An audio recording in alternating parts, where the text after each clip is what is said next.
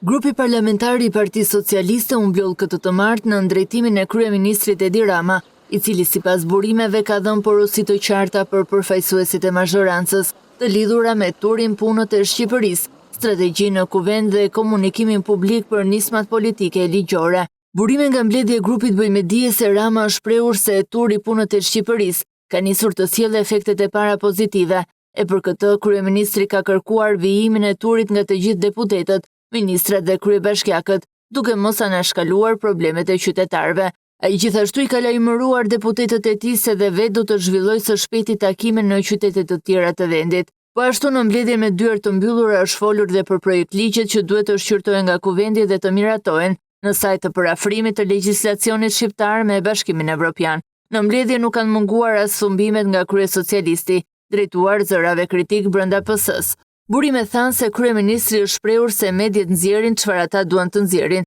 dhe se kjo vjen edhe për shkak të disave ndërnej që duan të bëjnë protagonizëm. Ky mesazh i kreut të mazhorancës vjen në një kohë kur Elisa Spiropali, pas largimit nga qeveria, është shfaqur si zë kritik ndaj qëndrimeve të Partisë Socialiste, sikurse Erion Braçaj që ka nisur një fushat në rrjetet sociale, pasi është vetë ofruar si kandidat për Bashkinë e Tiranës në zgjedhjet e ardhshme vendore. Siç tregojnë pamjet, Spiropali ishte ulur në tryezën e grupit të Partisë Socialiste përballë kryeministrit Rama, ndërsa deputeti Braçaj në radhën e dytë të rreshtimit të ligjvënësve socialist.